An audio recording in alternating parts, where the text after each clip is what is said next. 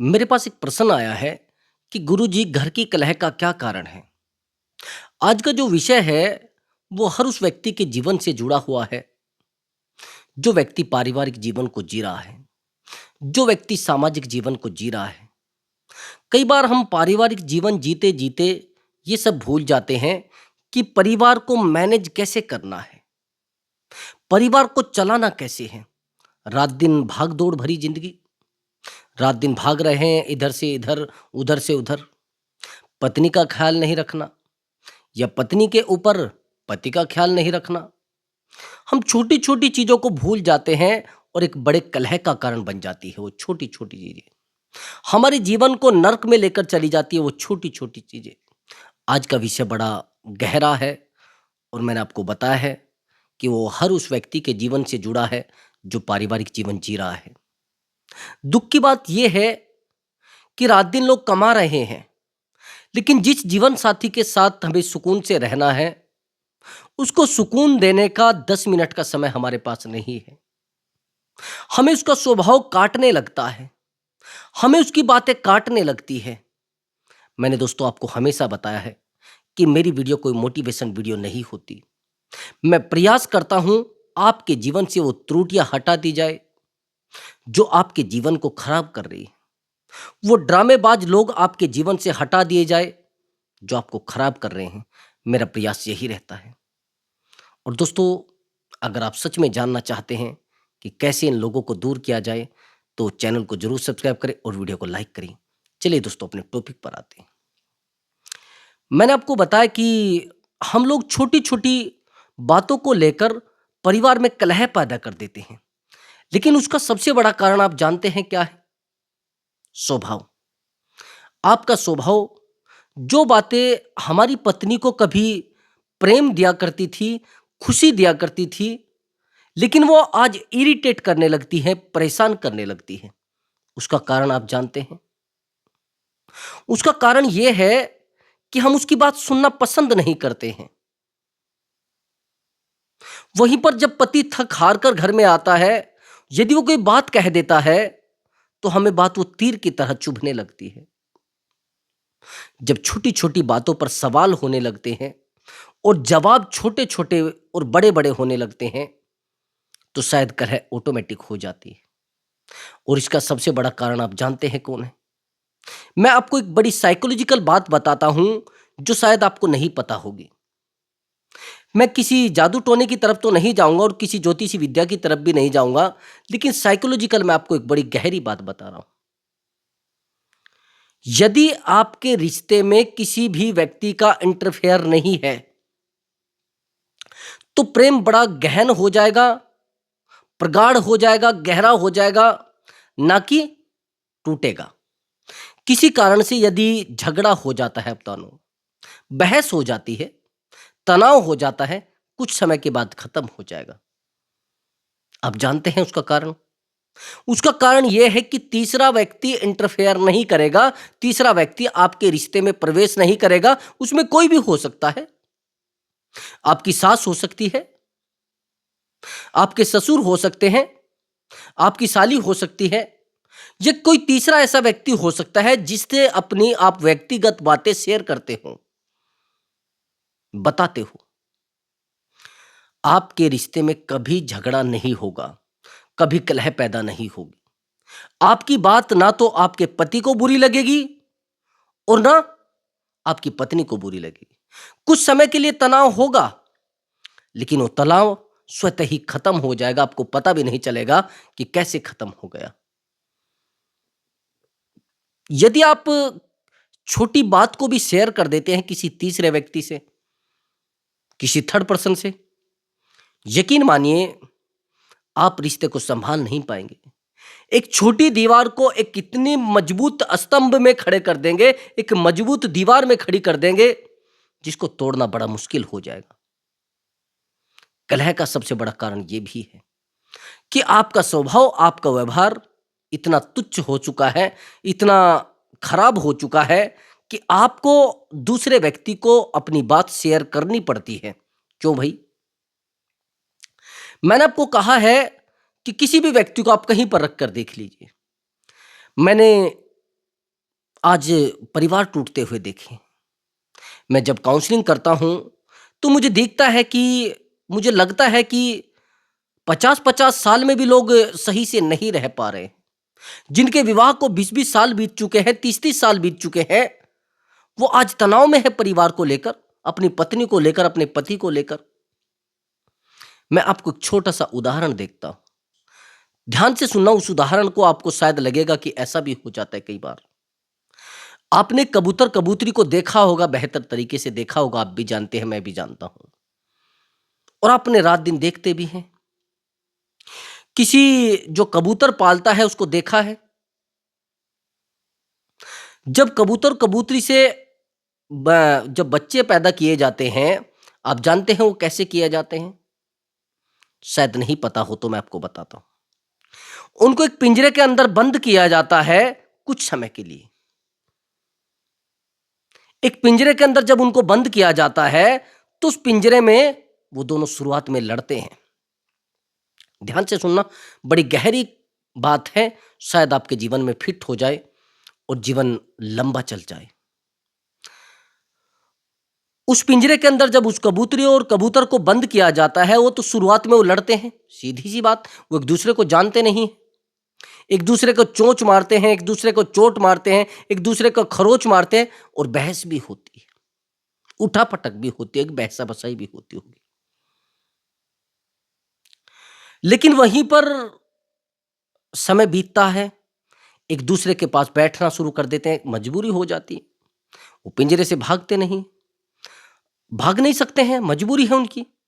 अब उस पिंजरे के अंदर बैठे-बैठे वो एक दूसरे से बातें करने लगते हैं, एक दूसरे से मिलने लगते हैं, एक दूसरे की बातों को समझने लगते हैं। एक दूसरे से बातें करना, एक दूसरे के साथ बैठना और एक दूसरे के साथ रहना उनकी मजबूरी हो जाती है। लेकिन वो एक मजबूरी कब वो परिवार को जन्म दे देती है, कुछ पता नहीं लगता। कल वो अंडे भी दे देते हैं, फिजिकल भी हो जाते हैं, एक दूसरे को सुरक्षित भी रखने लगते हैं और एक दूसरे से प्रेम भी करने लगते हैं। लेकिन शुरुआत में क्या था? झगड़ा हुआ था। यही जीवन का नियम है, बंधन जीवन का नियम है, और प्रेम बंधन है और परिवार बंधन है। यदि आप उससे आजादी मांगेंगे तो फिर परिवार नहीं है। परिवार अनुशासन का नाम है। यदि आपको छोटी-छोटी बातें पति की बुरी लग रही है और पति से छोटी-छोटी बातों पर शिकायतें आप करने लगती हैं, तो कहीं न कहीं आपके मन में कुछ कुंठा पैदा हो चुकी है, कुछ तनाव पैदा हो चुका है, जो बेफिजूल का तनाव है, जो जीवन को नहीं चला पा रहा है। और तकलीफ की बात यह है, दुख की बात यह है कि आप अधिक पढ़े लिखे भी हैं, आजादी आप मांगते हैं, मैं मानता हूं आजादी जरूरी है, लेकिन आजादी तब आवश्यक है जब आप जीवन को चलाने में बड़ा मुश्किल महसूस कर रहे हो। लेकिन परिवार में अगर सब सुख सुविधाएं हो और खुशी है, और मैंने ज्यादातर परिवारों को टूटते हुए उन परिवारों को देखा है जिनमें सबसे अधिक आजादी है, उसी परिवार की महिलाएं गलत होती हैं, उसी परिवार की बेटियां गलत होती है, उसी परिवार के बच्चे गलत होते हैं। लेकिन जहां पर बंधन है, जहां पर दबाव है, और आप कहेंगे कि नहीं, दबाव तो नहीं होना चाहिए किसी व्यक्ति के ऊपर, वो अपने व्यक्तिगत जीवन में स्वतंत्र है। हाँ, स्वतंत्र है। मैंने जो आपको ये उदाहरण दिया है कबूतर और कबूतरी का, क्यों दिया है? ये जो प्रकृति है, ये आपके हाथ में नहीं है। बहुत सारे वैज्ञानिक रात दिन देख रहे हैं कि प्रकृति को कैसे बनाया गया है, प्रकृति कैसे बनी है, दुनिया कैसे बनी है, ये कहां से बनी है। भाई एक बात बताओ, अगर आपने ये भी पता कर लिया कि दुनिया कैसे बनी है, कर क्या दोगे? आपसे पूछना चाह रहा हूं मैं। यदि आपने प्रकृति को भी पता कर लिया कि प्रकृति कहां से बनी है, कैसे बनी है, क्या इसका प्रभाव होता है, क्या कर दोगे भाई? कर क्या दोगे? मैं वो पूछना चाह रहा हूं। आप दुनिया को दोबारा बना लोगे या दुनिया को खत्म कर दोगे? आपके हाथ में जब कोई चीज नहीं होती तो उसको सब शांत छोड़ देना चाहिए और सरलता से चलने देना चाहिए।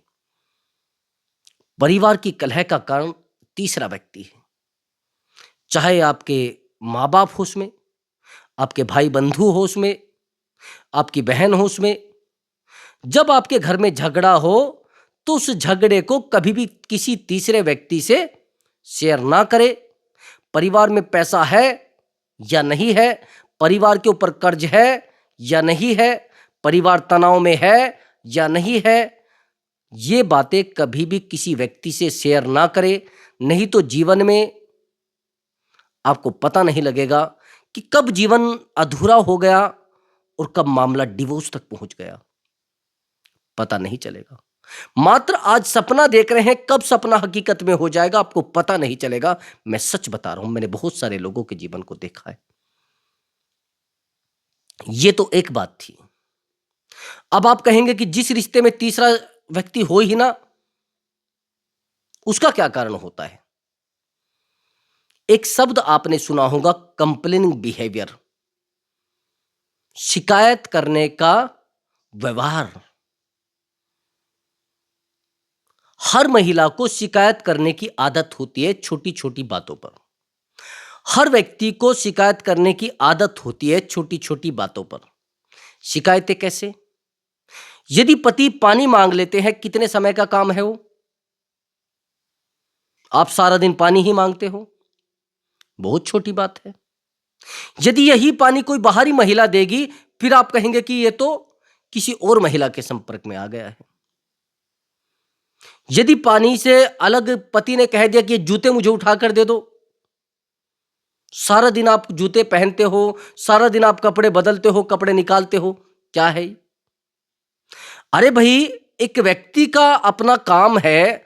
मुझे एक बात बताइए, अगर किसी ऐसे व्यक्ति के घर में आपको जन्म लेना पड़ जाए जिस व्यक्ति ने रात दिन कपड़े बदलने का और पहनने का काम है, कोई कलाकार हो सकता है? ऐसा भी तो हो सकता है ना, एक कलाकार भी हो सकता है ऐसा व्यक्ति। मैंने बहुत सारे लोगों को देखा है जिनका काम कपड़े बदलना, कपड़े निकालना, कपड़े बदलना, कपड़े निकालना। अब आप कहेंगे फिर तो नौकरानी रख लो। अब आप फिर कहेंगे नौकरानी तो बदली भी जा सकती है। फिर आपको क्या कहेंगे? आपसे पूछ रहा हूं मैं, अब नौकरानी बदलनी पड़े तो फिर क्या करेंगे? कुछ महिलाएं कहती है तो इस काम के लिए नौकरानी रख लो ना। अब नौकरानी सही काम नहीं करेगी तो बदल देगा। फिर कलह क्यों नहीं होगी? ये शिकायती शब्द आपके जीवन को खराब कर सकते हैं और उस व्यक्ति से आपके प्रेम को दूर कर सकते हैं। ये छोटी बातें हैं। जो व्यक्ति आपके एक सवाल पर, मात्र एक बात पर पूरे बाजार में घूमकर आ सकता है, पूरी मार्केट में घूम के आ सकता है और आपके लिए वो छोटी सी वस्तु पूरे बाजार से लेकर आ सकता है, और आपको तकलीफ ये हो रही है कि कपड़ों पर प्रेस क्यों की जाए? मैं अभी सोकर उठी हूं, मैं अभी सो रही हूं। जो व्यक्ति भरी सर्दी में ये नहीं देखेगा मेरे हाथ ठिठुर रहे हैं, मेरे शरीर को ठंड लग रही है, मुझे जुकाम लग रही है, मेरी रात की नींद खराब हो रही है, और आपको तकलीफ ये हो रही है कि मैं पानी गर्म नहीं कर सकती, मुझे ठंड लगती है। अरे 10 लोग गाली देते हैं भाई, रास्ते में 10 बातें लोग बताते हैं।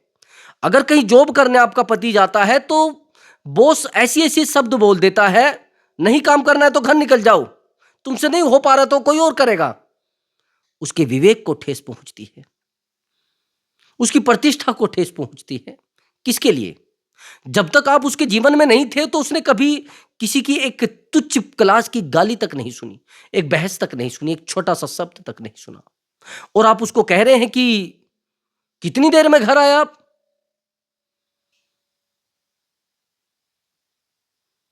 आपको समझ आई मेरी बात? कलह का कारण आपका व्यवहार है, परिवार टूटने का कारण आपका व्यवहार है। ये जो आपने कंप्लेनिंग बिहेवियर बनाया है, शिकायत करने का मंत्र आपने पढ़ लिया है, हर व्यक्ति को ही आप यही चीजें बोलते हैं। क्यों भाई, इतना बड़ा काम है क्या?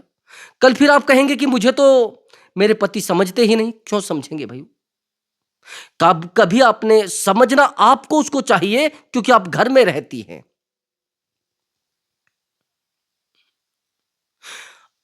एक बात मेरी थोड़ा ध्यान से समझना, बहुत गहरी बात है।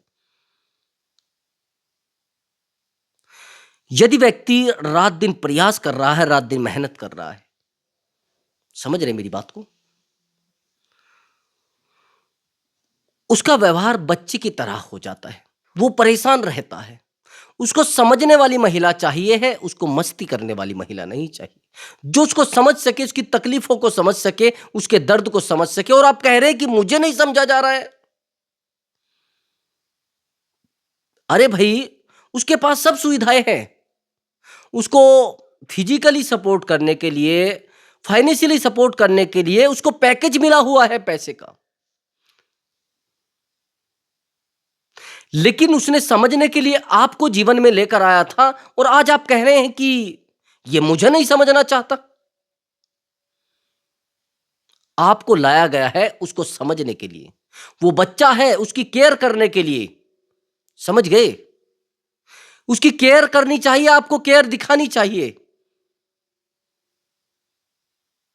और आप कहते हैं कि वो मुझे नहीं समझता है।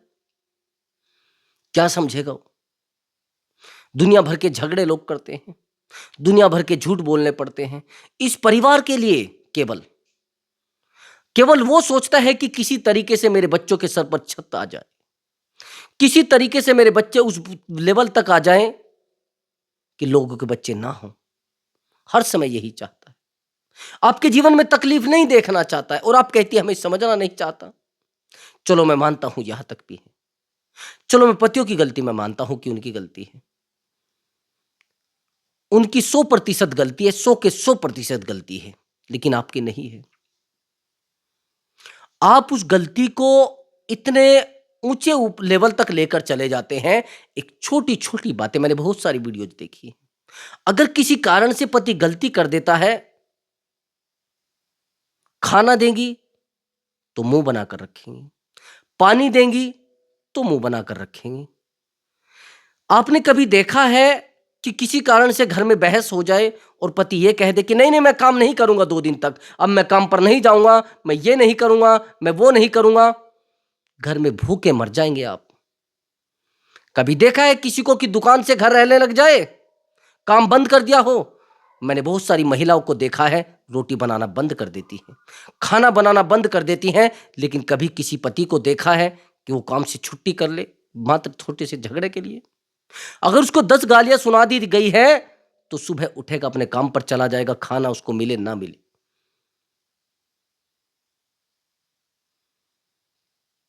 वो त्याग है। सच मानिए, पति त्याग की प्रतिमूर्ति होता है, त्याग उसके अंदर होता है।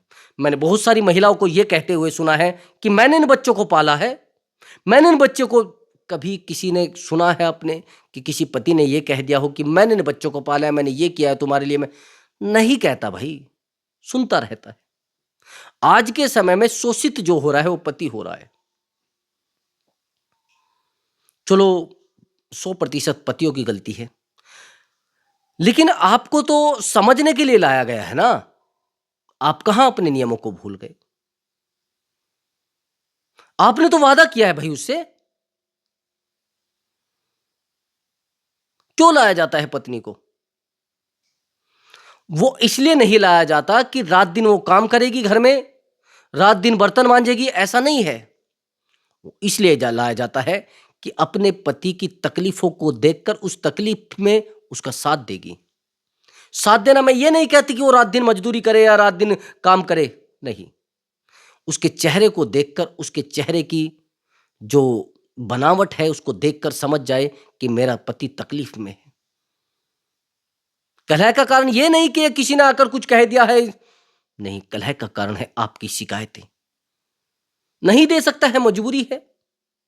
मैंने बहुत सारे लोगों को देखा है, बहुत सारे मेरे पास कॉल्स आते हैं, उनमें यह कहा जाता है कि सर, अगर मुझे मेरी पत्नी एक छोटा सा काम बता देती थी कि मेरा गांव यहाँ से मार्केट से 30 किलोमीटर है, मैं वहां से लेकर उसके पिज्जा लेकर आता था उसके लिए। लेकिन आज मुझे दर्द दिया जाता है, आज मुझे तकलीफ दी जाती है, मेरे इमोशन को ठेस पहुंचाई जाती है। आप कहेंगे, चलो मैं मानता हूं यहां भी पतियों की गलती है। पतियों को समझना चाहिए कि क्या ज़रूरतें पत्नियों की हैं और जब सब चीज़ें पत्नियों के सामने हैं, तो झगड़े नहीं होने चाहिए। प्रयास करें, आवाज़ नीची रखें। जब आपको पता है कि पति की आवाज़ ऊँची है और आपकी आवाज़ नीची होनी चाहिए, परिवार में कभी झगड़ा नहीं होगा। मैंने बहुत सारी महिलाओं को देखा है, जब वो शुरुआत में बात करती हैं, तो उनकी भाषा बड़ी मृदु, बहुत शांत होती है, वाणी जिसको कहते हैं स्वीट वॉइस बोलते हैं, मधुर वाणी होती है। लेकिन पता नहीं कैसे भाषा में तब्दीली होना शुरू हो जाती है, आवाज़ दूसरे मकान में जाने लगती है उनकी।